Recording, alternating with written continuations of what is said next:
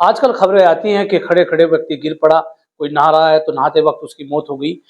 इसको हार्ट से संबंधित देखा जाता है। हमारे साथ डॉक्टर प्रतीक चौधरी हैं, उनसे जानेंगे कि आज की युवा पीढ़ी में पहले ये था कि एक उम्र पे जाके कुछ लोगों को हार्ट अटैक, हार्ट फेलियर की समस्या आती थी। आजकल युवाओं को क्रिकेट खेलते समय मौत हो जाना, किस वजह से होती है और उसके किस तरह के लक्षण होते हैं? डॉक्टर साहब आजकल जो मैंने अभी बताया, कुछ खबरें आती हैं कि कोई क्रिकेट खेल रहा है, क्रिकेट खेलते हुए गिर पड़ा, उसकी मौत हो गई। कोई नहा रहा है, नहाते समय वो गिर पड़ा, उसकी मौत हो गई। ये हार्ट पेशेंट किस तरह की युवा जो एक वर्ग है, वो कैसे इसमें आ रहा है? उसके क्या शुरुआती लक्षण है, लोगों को बचना चाहिए? ये जो आपने सवाल उठाया है, इसको बोलते हैं सडन कार्डियक डेथ। एकदम से ही एक पहले से जो पूर्णतः स्वस्थ था एक तरह से, उस व्यक्ति में सडनली कुछ काम करते हुए या बैठे-बैठे ऐसे ही उसकी मृत्यु हो जाना। ज्यादातर केसेस में ये पाया गया है कि उनके अंदर कोई छोटे-मोटे लक्षण थे, जो कि वह व्यक्ति इग्नोर करता रहा। जैसे कि अब क्या लक्षण हो सकते हैं ये बताता हूँ मैं आपको। जैसे कि ज्यादातर दिल के मरीजों में सांस फूलना या छाती में दर्द, दबाव, भारीपन होना, वो लक्षण पाए जाते हैं। कई लोगों में ये क्लासिकल सिम्पटम्स जो होते हैं वो नहीं मिलते हैं, तो आदमी इग्नोर कर देता है। उनको ये सिम्पटम्स मिलते हैं जैसे कि गैस बनना। उन्हें लगता है कि भाई गैस बन रही है, बार-बार डकारें आ रही हैं या छाती के बीच में जलन हो रही है। क्लासिकल जो पेन होता है वो डिस्क्राइब किया गया है छाती में भारीपन। अगर छाती में भारीपन होगा तो कोई भी आदमी हॉस्पिटल दौड़ता है। आदमी को कन्फ्यूजन तब होता है जब उसे लगता है कि ये छाती का नहीं है, गैस बन रही है, मैंने कुछ उल्टा-सीधा खा लिया था। वहाँ पर वो कन्फ्यूज़ होके वो अपना जो इम्पोर्टेंट टाइम होता है जो हॉस्पिटल पहुँचने का, वो टाइम वो गँवा देता है। तो आपका आपका सीधा-सीधा कहना है कि अगर किसी को सीने में जलन की शिकायत है, तो वो खाली इस पे ना जाए कि एसिडिटी की वजह से या किसी और वजह से हो रहा है, उसको प्रॉपर उसकी जाँच करानी जाँच चाहिए। करनी, बिल्कुल, बिल्कुल सही। अगर देखो गैस की तकलीफ तो बहुत लोगों को हो सकती है, लेकिन अगर ये तकलीफ आदमी को एक फीलिंग दे देती है, हम लोग उसको बोलते हैं सेंस ऑफ इम्पेंडिंग डूम। मतलब उसको लगता है कि ये ऐसा गैस तो मेरी कभी बनी नहीं, इस तरह की उसके साथ घबराहट होना, पसीने आना, ये सब भी लक्षण इशारा करते हैं कि ये जो आपकी तकलीफ हो रही है, ये सिर्फ गैस नहीं है, उसके साथ और भी कुछ चल रहा है। तो अगर ऐसे कुछ लक्षण मिलते हैं, तो आपको एज़ अर्ली एज़ पॉसिबल लोग क्या करते हैं कि भई गैस की दवाई खा ली, आपको आराम मिल गया, वेल गुड ठीक है, कोई बात नहीं। गैस की दवाई खा ली है, अब भी आराम नहीं मिल रहा है, तो वहाँ पर टाइम अननेसेसरी लूज़ नहीं करना चाहिए। जो भी नियरेस्ट सेंटर है, वहाँ जाके एटलीस्ट एक ईसीजी कराएँ, एक ट्रोपोनिन आई का टेस्ट होता है जो कि बता सकता है कि ये तकलीफ हार्ट के कारण हो रही थी कि नहीं हो रही थी। तो ये जो ज़रूरी टेस्ट हैं अगर वो कराएँगे तो ये क्लियर कर देता है कि भई ये सही में गैस के कारण था या मरीज़ को कोई दिल की तकलीफ चल रही है। अभी आपने बताया, इसके और क्या लक्षण हो सकते हैं? बहुत सी अभी केस बताया आप लापरवाही करता है, और भी किस तरह से इसको ट्रेस किया जा सकता है कि नहीं ये हमारे हार्ट की तरफ बीमारी जा रही है? छाती में दर्द, दबाव, भारीपन जो कि बाएँ हाथ की तरफ आता है, कभी-कभार जॉ में भी जा सकता है, जबड़े में भी जा सकता है आपके हार्ट का दर्द। इसके अलावा चलने-फिरने में साँस फूलना, दर्द के साथ घबराहट होना या पसीने आना, ये हार्ट की बीमारियों की तरफ इशारा करता है।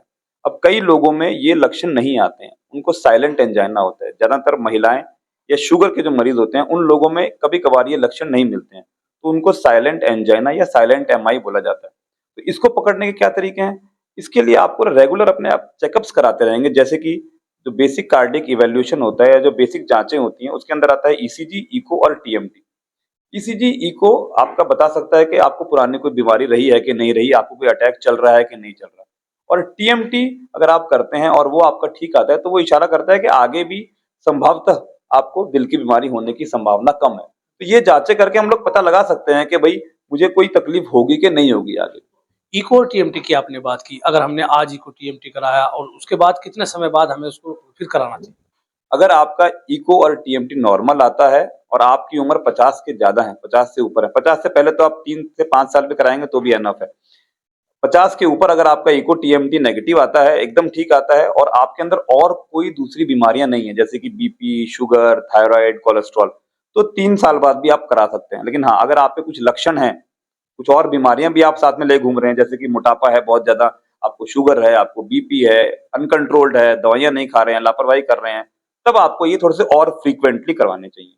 कितना समय उसका होना चाहिए? जैसे 50 से कम उम्र है, 50 से ज़्यादा वालों को 50 से आपने कम उम्र बताया। में तो 3 टू 5 ईयर्स हाँ, लेना 50 चाहिए। से कम उम्र है, तो कितने साल में अगर उनको मतलब शुगर भी है, कोलेस्ट्रॉल भी बढ़ा है, तो हाँ, कितने दिन में कराना? तब तो ईयरली या 2 साल में करना ही चाहिए। और किस तरह से लोगों को अपना बचाव करना चाहिए जो सडनली अटैक ना हो, ऐसे अचानक से मौत ना हो? इसके लिए जो ये जो एक्सरसाइज करते हुए लोगों को होता है, ये जनरली जो लोग होते हैं ये अनट्रेन्ड एक तरह से और वो एक्सट्रीम एक्सरसाइज करने चले जाते हैं। तो मैं सजेशन हम लोगों का यही रहता है कि अगर आप छोटी-मोटी कोई एक्सरसाइज कर रहे हैं तो एक्सेप्टेबल है। किसी अच्छे फिजिकल एजुकेशन एक्सपर्ट की गाइडेंस में करें। सीवियर हाई इंटेंसिटी एक्सरसाइज करने से पहले अपना एक बेसिक चेकअप करा लें। जो भी कॉम्पिटिटिव स्पोर्ट्स में लोग जाते हैं खेलने के लिए, उनके लिए एक प्री स्पोर्ट चेकअप होता है। खेलने से पहले उनका एक कार्डियक इवैल्यूएशन किया जाता है, जिसके अंदर की इको की जांच भी करी जाती है। कार्डियक डेथ का जो मुख्य कारण है, मैंने बताया, जो हम लोग डिस्कस कर रहे थे कि भाई नाड़ियों में रुकावट आना और अटैक होना। इसके अलावा भी कई और कारण हैं, जैसे कि कई लोगों में खेलते खेलते धड़कन एकदम से ही बढ़ जाती है, बीटीवीएफ बोलते हैं उसको। उसके लिए भी इको बहुत जरूरी है, जो कि बता सकता है कि आपको ये हाइपरट्रोफिक कार्डियोमायोपैथी उस बीमारी का नाम होता है, ये बीमारी है कि नहीं, जो कि आपको खेलते वक्त या एक्सट्रीम स्पोर्ट्स के टाइम आपको मृत्यु का कारण दे सकती है। तो आप यहाँ MG hospital Shahpur Mansurpur road पर बैठते हैं, अगर किसी को दिखाना हो, जिस जिस इससे अलग आप कहाँ बैठते हैं कि जिससे आपसे मरीज आपसे कनेक्ट हो और आपके सलाह ले सके? मैं एशियन हॉस्पिटल फरीदाबाद में कार्यरत हूँ as a senior consultant cardiology, और यहाँ पर भी मेरा 15 डेज और 1 महीने में आने का ओपीडी का प्रोग्राम बनता रहता है। इसके अलावा आप मुझे वहाँ फरीदाबाद में भी दिखा सकते हैं। कोई कॉन्टैक्ट नंबर जो वो लोग आपसे संपर्क कर सकें? 8414921702, इस पे आप संपर्क कर सकते हैं मेरे से। तो ये थे डॉक्टर प्रतीक चौधरी, जिन्होंने बताया कि अचानक से हार्ट अटैक क्यों आता है और इसके बचाव के लिए आदमी को क्या करना चाहिए। मैं हूँ राशिद अली और आप देख रहे हैं खोज न्यूज।